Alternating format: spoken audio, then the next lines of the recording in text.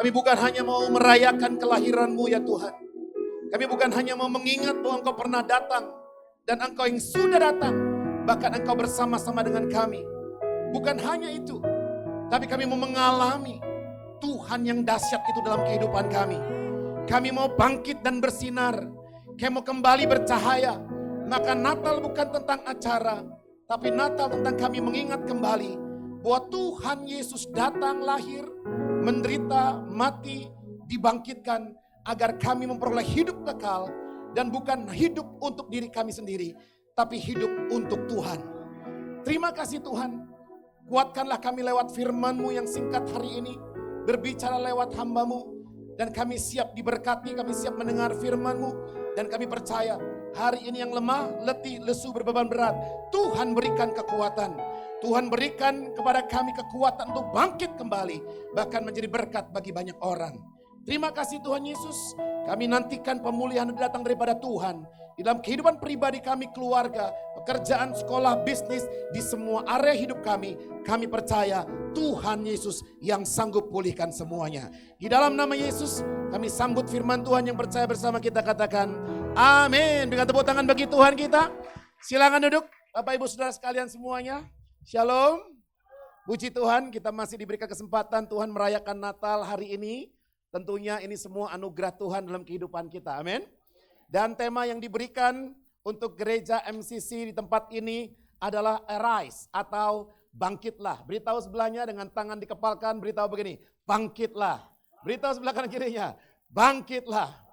Jadi hari ini kita yang masih mengalami keterpurukan, kita masih mengalami masalah, persoalan, hambatan, tantangan, rintangan dalam kehidupan kita. Tidak ada masalah yang tidak dapat diselesaikan karena Tuhan Maha Sanggup untuk melakukannya bagi kita semuanya. Amin. Nah, saya bertanya kepada ChatGPT, ada yang tahu ChatGPT? Ya, AI zaman sekarang, pertanyaannya seperti ini. Jika kamu adalah setan, apa 3 hal yang akan kamu lakukan agar orang Kristen tidak dapat memaknai Natal dengan benar? Dan lihat jawabannya adalah, yang pertama, setan akan mengalihkan fokus kita kepada hal duniawi. Dia akan membuat Natal hanya tentang pesta, hadiah, kemewahan. Anak-anak sih nggak apa-apa ya. Beritahu sebelahnya, tetap anak-anak kasih kado boleh. Jangan nanti kadonya nggak jadi semuanya. Beritahu sebelahnya, kamu mau kasih kado juga boleh. Ya, tidak masalah. Bukan hanya tentang itu, sehingga melupakan bahwa Kristus yang sudah lahir. Amin. Bahwa Natal itu adalah Kristus yang sudah lahir buat kita. Yang kedua, kata ChatGPT, saya akan memecah keharmonisan. Maka menyulut konflik di keluarga atau jemaat, menggantikan sukacita Natal dengan perpecahan. Maka ketika ada acara-acara khusus biasanya ya, biasanya orang berkata begini, sudah H-3, H-2, H-1, ada aja masalahnya katanya. Ya. Nah memang kalau kita tanya kepada mesin ini, itu yang akan dia lakukan. Dan yang ketiga, dia akan menjadikan Natal sekedar rutinitas saja. Mendorong ibadah dan perayaan dilakukan tanpa penghayatan rohani, hanya sebagai formalitas tahunan. Namun puji Tuhan hari ini, kita akan mendapat pesan firman Tuhan yang rohani. Amin. Yang kita akan membaca bersama-sama nanti Yesaya pasal 60 ayat 1 sampai ayat yang ke-7. Silakan Bapak Ibu Saudara siapkan Alkitabnya masing-masing ya. Oke. Nah, saya ingin menyatakan bahwa ketika mendapat tema arise dari Nabi Yesaya ini, kita perlu tahu bahwa Yesaya itu artinya adalah Tuhan yang menyelamatkan. Sama seperti Yosua, ya. Yosua, Tuhan yang menyelamatkan. Yesus juga sama. Ia akan menyelamatkan dunia. Matius 1 ayat 21. Maka jika kita bicara tentang Nabi Yesaya berbicara tentang bangkitlah menjadi teranglah. Itu sama seperti ketika kita berbicara tentang Yosua yang memimpin bangsanya masuk ke dalam tanah Kanaan, janji Tuhan. Sama halnya dengan Yesus yang membawa kita dari kematian hukuman dosa kepada kehidupan kekal dan keselamatan kehidupan kita. Amin. Dan ada 3 bagian di dalam kitab nubuatan Yesaya. Kalau kita saudara mau memperhatikan, maka di pasal 1 sampai 39 itu bicara tentang proto Yesaya, bicara tentang nubuatan tentang Yehuda sebelum dalam pembuangan. Kemudian pasal selanjutnya 39 sampai 55 dikenal sebagai Deutero Yesaya yang artinya Yehuda di pembuangan di Babel. Nanti kita lihat bahwa bangsa Yehuda dibuang 3 tahap, 3 kali pembuangan. Kita akan lihat bersama-sama. Dan yang ketiga, Trito Yesaya. Maka Yesaya 60, 1-7 yang kita bahas hari ini bicara tentang Trito Yesaya adalah saat Yehuda sudah berada di Yerusalem, mereka sudah boleh kembali, mereka boleh pulang dan mereka kembali membangun kotanya. Nah, yang menarik kalau kita perhatikan pasal 60, pasal ini bicara tentang penghiburan bagi Israel setelah pembuangan di Babel dan janji pemulihan serta kemuliaan Yerusalem sebagai tanda kehadiran Allah. Dan kabar baiknya lagi saudara, janji ini tidak hanya berlaku hanya sampai Yerusalem membangun temboknya, tapi janji ini berlaku sampai kalau saudara baca di Wahyu pasal 21 ayat 24 hingga Yerusalem baru. Ya, saudara, kita bisa lihat bahwa janji ini, nubuatan ini buat kita semuanya adalah umat-umat Tuhan yang dicangkokkan saudara ke Israel dan kita semua adalah anak-anak Tuhan. Kita adalah umat-umat pilihan, bangsa-bangsa lain yang mendapatkan privilege untuk menjadi umat Dia. Nah, saudara, kalau sedikit kita belajar sejarah, maka ternyata nubuatan Yesaya itu dia hidup di tahun 700 sampai 680 Masehi, saudara, nubuatannya. 700 tahun sebelum Masehi. Maka dia bernubuat. Ya, apa yang terjadi? Nubuatannya digenapi semua, saudara. Sampai kita bisa melihat di situ ada pembuangan ke Babel versi pertama, kedua, ketiga, bahkan kemudian bait suci kedua dibangun kembali, saudara. Kemudian Ezra memulihkan hukum dan ibadah, Nehemia bangun tembok. Setelah itu tembok Yerusalem dihancurkan lagi pada abad 70 Masehi oleh Romawi. Setelah itu saudara dihancurkan sekali lagi di 150-an Masehi. Saudara, ketika kita mendengar firman nubuatan dari Yesaya ini, maka kita sekarang sedang berada di nubuatannya juga. Nubuatannya tidak berhenti di situ, saudara. Tapi sampai Yerusalem baru itu masih berlaku buat kita. Maka hari Natal hari ini kita perlu mengingat kembali apa yang Yesaya 60 katakan. Nubuatan Tuhan bagi umatnya kita semua agar kita bangkit dan bersinar bagi Dia. Berita sebelahnya katakan bangkit dan bersinar. Amin, saudara. Ya, tentunya dalam kehidupan kita pasti ada pahit dan getir, saudara. Ini juga sudah akhir tahun. Tidak semua orang mengakhiri akhir tahun dengan sesuatu yang menyenangkan, dengan sesuatu yang membahagiakan, dengan untung yang besar. Tapi saya beritahu saudara, bahwa sukacita yang besar haruslah berasal bukan dari rekening kita, tetapi dari pemahaman kita, Yesus mati berikan kita kemenangan, saudara. Amin. Dia datang memberikan kita keselamatan. Maka kita baca ayat yang pertama, dikatakan begini, ayat 1 dan ayat 2. Mari kita baca bersama-sama. 2, 3. Bangkitlah, menjadi teranglah, sebab terangmu datang dan kemuliaan Tuhan terbit atasmu. Sebab sesungguhnya kegelapan menutupi bumi dan kekelaman menutupi bangsa-bangsa. Tetapi terang Tuhan terbit atasmu dan kemuliaannya menjadi nyata atasmu. Saudara, ini dinubuatkan ratusan tahun sebelum terjadi.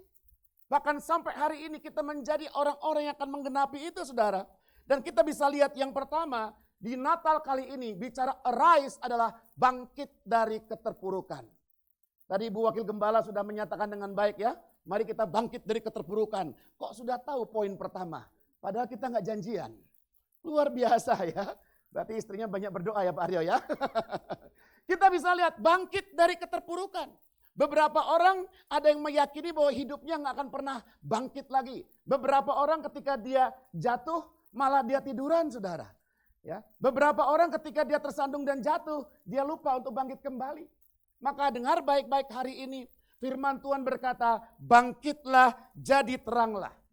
Ayat 2 dari Yesaya 60 ini saudara, di situ dikatakan ada kegelapan, ada kekelaman yang menutupi bangsa-bangsa.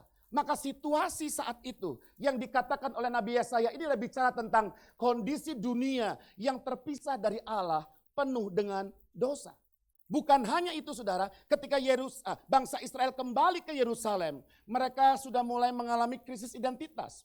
Mereka mulai saudara ketika keluar dari pembuangan itu, mungkin semangatnya berbeda. Mungkin dia tidak tahu siapa sebenarnya dia saudara.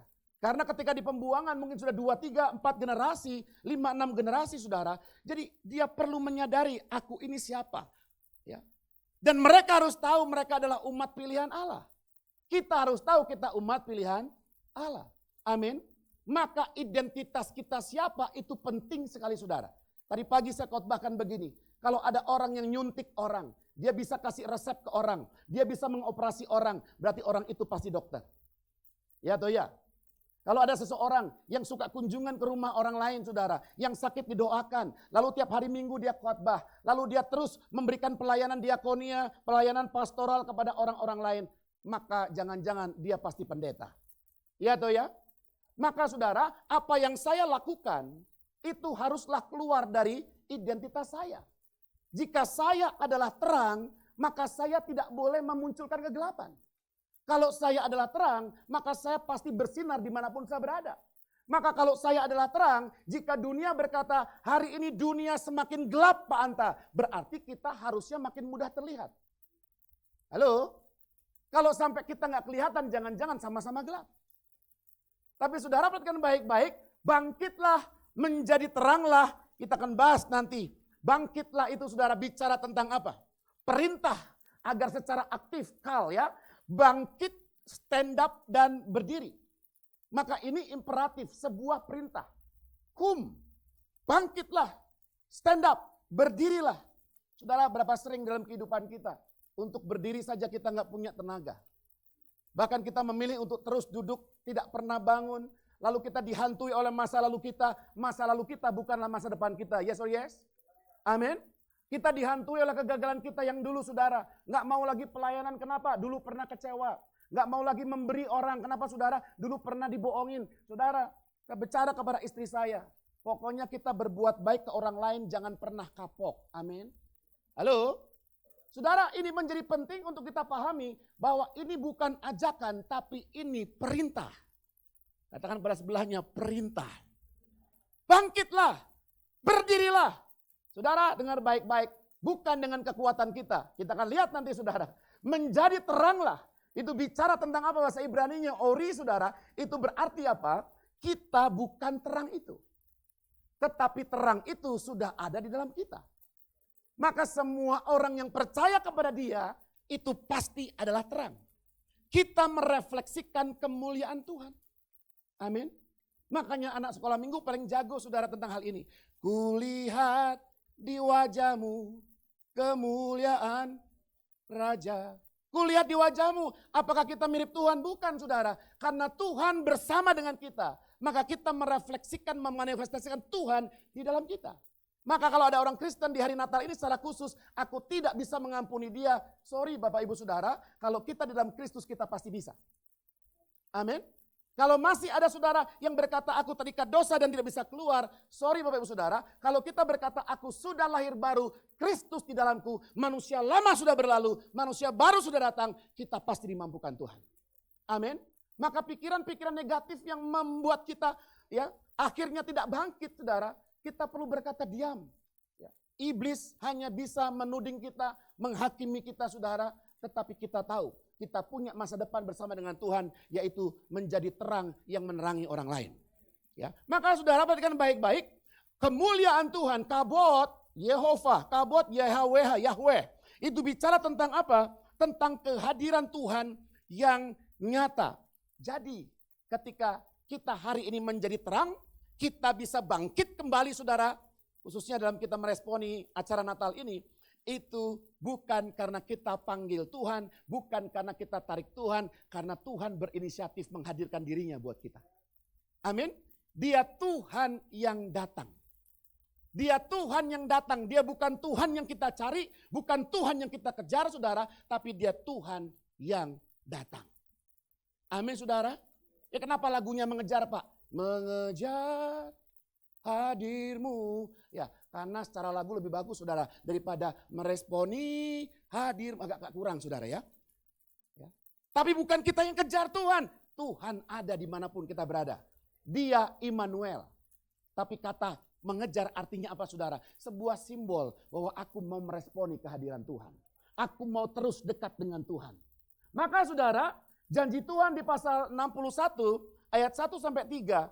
Ya, mari kita lihat, roh Allah ada padaku oleh karena Tuhan telah mengurapi aku, ia telah mengutus aku untuk menyampaikan kabar baik kepada orang sengsara, merawat orang-orang remuk hati, memberitakan pembebasan kepada orang tawanan, kepada orang terkurung kelepasan dari penjara, untuk memberitakan tahun rahmat Tuhan, pembalasan Allah kita, untuk menghibur semua orang-orang berkabung, untuk mengaruniakan kepada mereka perhiasan ganti abu, minyak untuk pesta ganti kain kabung, nyanyian puji-pujian ganti semangat yang pudar, supaya orang menyebut mereka pohon terbantin kebenaran, tanaman Tuhan untuk memperlihatkan keagungannya.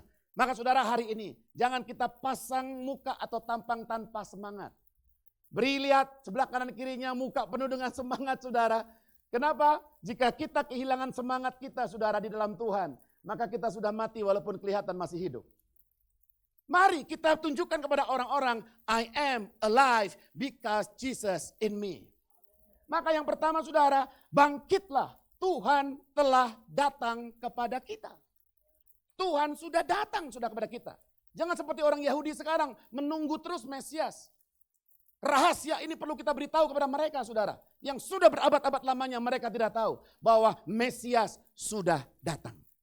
Amin. Mari kita baca ayat 3 dan ayat yang keempat, firman Tuhan berkata 2, 3. Bangsa-bangsa berduyun-duyun datang kepada terangmu. Dan raja-raja kepada cahaya yang terbit bagimu. Angkatlah mukamu dan lihatlah sekeliling, mereka semua datang berhimpun kepadamu, anak-anakmu laki-laki datang dari jauh, dan anak-anakmu perempuan digendong. Maka bangkit dan bersinar bukan hanya bicara tentang bahwa kita harus bangkit dari keterpurukan, tapi kita harus menjadi terang yang menarik dunia. Amin. Saudara, kita bukan hanya jadi terang untuk saya, tapi kita terang untuk orang lain juga. Halo? Maka jika kita bersaksi, kita berkata terima kasih Tuhan telah memberkati aku, terima kasih Tuhan telah memulihkanku, menyembuhkanku, merestorasiku. Saudara, itu baru setengah jalan. Setengah jalan lainnya adalah Tuhan tolong pakai aku untuk jadi berkat bagi orang lain. Amin. Kehidupan Kristus itu bukan untuk dirinya, tetapi untuk orang-orang yang dia selamatkan, termasuk kita semuanya. Maka Natal bicara tentang apa? Nah, kasih kado boleh. Ya, karena kita jadi berkat buat orang lain. Walaupun itu bukan segala-galanya, itu salah satu ekspresi kita memberi kepada orang lain. Nah, saudara, kalau kita melihat di sini, menjadi terang itu kadang-kadang tidak menarik dunia, dia hanya terang bagi dirinya sendiri, bukan itu maksudnya. Tapi kita jadi terang untuk menarik orang lain datang kepada terang itu. Nah, saudara, saya membaca buku Encountering Theology of Mission. Menarik saudara. Ya, di buku ini dibedakan ada dua hal. Yang pertama, dia bicara tentang gerakan misi sentripetal dalam perjanjian lama. Maka yang kita bahas saudara dalam perjanjian lama itu bangsa-bangsa ditarik ke tengah, ditarik kepada Yerusalem. Ya, maka dalam perjanjian lama gerakan misi bersifat mengarah ke tengah. Mereka ditarik kepada kemuliaan Tuhan di Israel sehingga bangsa-bangsa datang ke Sion dan pemusatan ibadah kepada Allah di Bait Suci. Itu perjanjian lama.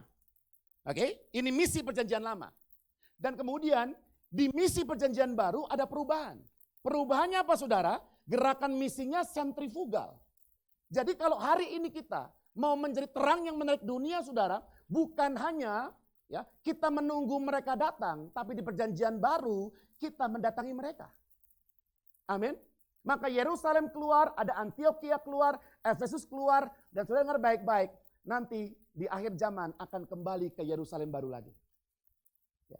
Mari kita bisa lihat Wahyu pasal 21 ayat 24. Sebentar saudara. Wahyu pasal 21 ayat 24. Firman Tuhan berkata, dan bangsa-bangsa akan berjalan di dalam cahayanya, dan raja-raja di bumi membawa kekayaan mereka kepadanya. Inilah dari Yesaya 60 ayat 3. Dan perikop dari Wahyu 21 mulai dari ayat yang ke-9 judulnya adalah Yerusalem yang baru. Nanti bersama-sama saudara setelah Yerusalem dipulihkan, bangsa-bangsa datang kepada Yerusalem, mereka berkumpul di Yerusalem, penuh dengan Roh Kudus. Lalu mereka dikirim lagi keluar menjangkau jiwa-jiwa saudara. Sampai satu harinya nanti kita akan dikumpulkan bersama-sama lagi di Yerusalem yang baru. Amin. Maka nubuatan ini masih berlangsung di dalam kehidupan kita hari ini. Nah, saudara, seperti Yerusalem, kita semua dipanggil menjadi terang bagi dunia dan menarik orang dari kegelapan kepada terang Kristus. Karena firman Tuhan berkata, kita adalah imamat rajani. Apalagi saudara? Bangsa yang kudus. Apalagi saudara? Umat kepunyaan Allah. Apalagi saudara? Nggak ada yang kurang. Kita bisa membawa orang kepada Tuhan supaya dosanya diampuni, bisa. Kenapa? Karena semua kita imam. Imam besar kita Kristus dan kita disebut imamat rajani. Maka kita bisa berdoa syafaat buat mereka yang sedang berdosa. Kita bisa membawa orang kepada Kristus, mendamaikannya dengan dia, saudara.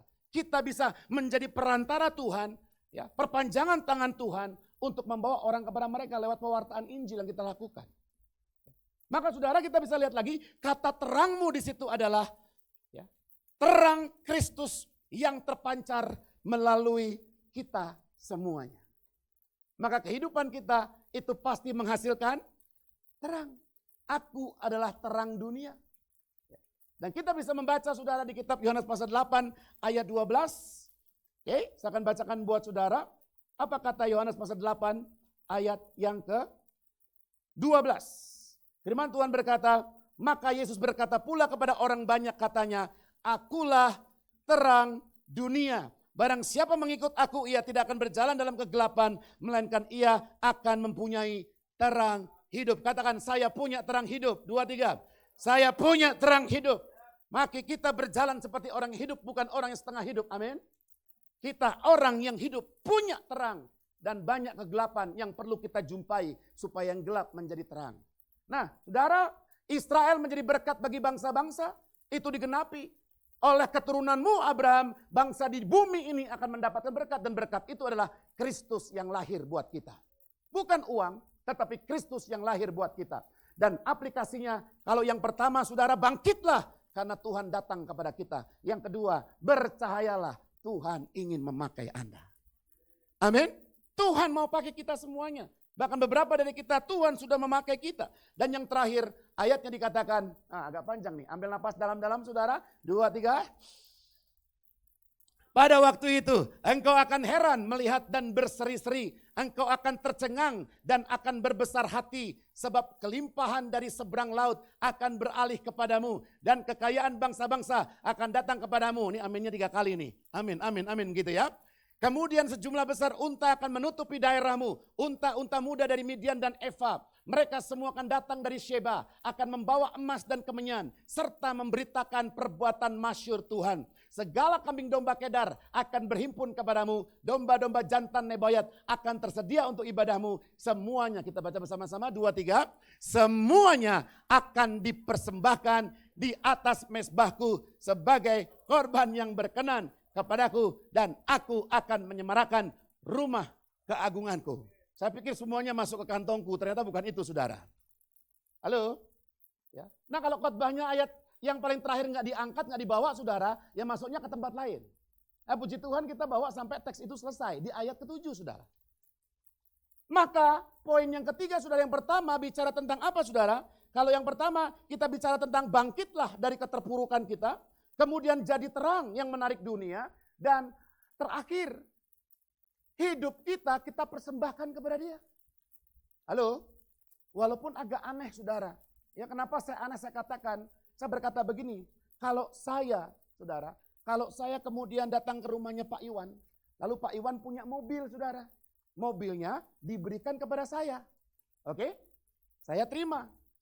Nah kemudian saya bungkus mobil yang Pak Iwan kasih ke saya kasih pita agak bagus dikit dari saat saya menerima. Saya serahkan ke Pak Iwan, Pak saya mau kasih mobil buat Bapak. Agak lucu ya. Karena ternyata mobil itu adalah milik Pak Iwan. Nah kadang-kadang kita berpikirnya agak salah saudara. Kita pikir persembahkan ke Tuhan gak ya? Ke Tuhan gak ya? Ke Tuhan. Seolah-olah hidup kita milik kita. Tapi kata persembahkan itu bukan bicara tentang Tuhan, aku mau atau tidak, bukan itu. Tetapi kata mempersembahkan itu bicara tentang apa saudara? Bahwa hidup kita bukan milik kita lagi. Amin. Maka Roma 12 dikatakan apa? Persembahkanlah tubuhmu menjadi persembahan yang hidup. Maka nggak usah ribut-ribut tentang perpuluhan saudara. Hidup aja kita persembahkan buat Tuhan. Apalagi itu yang persen-persenan, saudara. Hidup kita persembahkan pada Tuhan. Maka ini yang menjadi penting, kita perlu tahu ada 3 hal penting, saudara. Yang pertama, Tuhan akan memberkati kita secara materi. Amin. Oh, ini aminnya kurang keras, saudara. Saya mau diberkati Tuhan, katakan amin. Nah, kalau dari ayat ini begitu, saudara. Ya, kita punya usaha, bisnis, pekerjaan, sekolah, keluarga, Tuhan akan cukupkan. Ya, saya tahu bahwa definisi cukup masing-masing tiap orang. Tapi Tuhan berjanji, Dia akan mencukupkan kebutuhan kita. Dan yang kedua dikatakan, berkat materi itu, saudara, akan dipergunakan untuk ibadahmu. Dan dipersembahkan kepada Allah. Maka tujuan kehidupan kita di akhir hidup kita bukan menjadi kaya raya selesai. Tapi harus ada urusannya dengan kerajaan surga. Harus ada urusannya dengan amanat agung. Harus ada urusannya dengan menjalankan dan menyelesaikan misi Kristus dalam kehidupan kita. Karena kita tidak punya lagi tujuan lain selain tujuan Tuhan di dalam kehidupan kita. Ya. Dan saudara perhatikan baik-baik, menyemarakan rumah Allah, to beautify, to glorify. Ini bukan bicara hanya tentang ornamen yang indah ini, saudara. Ya, tetapi kita tahu di perjanjian baru sudah dijelaskan bahwa Tuhan tidak tinggal di gedung buatan tangan manusia dan kita adalah bait Allah itu. Maka Tuhan akan memakai kita lebih dahsyat lagi. Lewat berkat yang Tuhan berikan, kita dipakai Tuhan lebih dahsyat lagi untuk menjangkau orang. Amin, saudara. Maka yang terakhir aplikasinya, ingatlah Tuhan adalah pemilik hidup kita. Bukan pasangan kita, bukan anak kita, saudara, bukan orang tua kita, tapi Tuhan pemilik hidup kita. Yang percaya katakan amin. Mari kita berdiri bersama-sama, saudara. Ya, kita angkat tangan kanan kita, katakan arise. Beritahu sebelahnya, katakan bangkit dari keterpurukan. Oh, Tuhan sudah datang buat kita, saudara. Dia datang, dia lahir buat kita. Maka keterpurukan apa yang hari ini kita alami, kegagalan, kekalahan apapun, saya tahu, saudara, tidak mudah. Tetapi setiap kita pasti mengalami hal yang sulit dalam hidup kita. Kekuatan itu, saudara, masalahnya boleh lain-lain, tapi kekuatannya sama asalnya dari Tuhan kita. Yang kedua, beritahu sebelahnya, katakan menjadi terang yang menarik dunia. Bukan hanya terang sendiri, bercahayalah. Tuhan mau pakai kita. Lewat apapun yang Tuhan percayakan dalam kehidupan kita, kita bisa dipakai Tuhan. Dan yang ketiga, beritahu sebelahnya, katakan persembahkan hidupmu kepada Allah.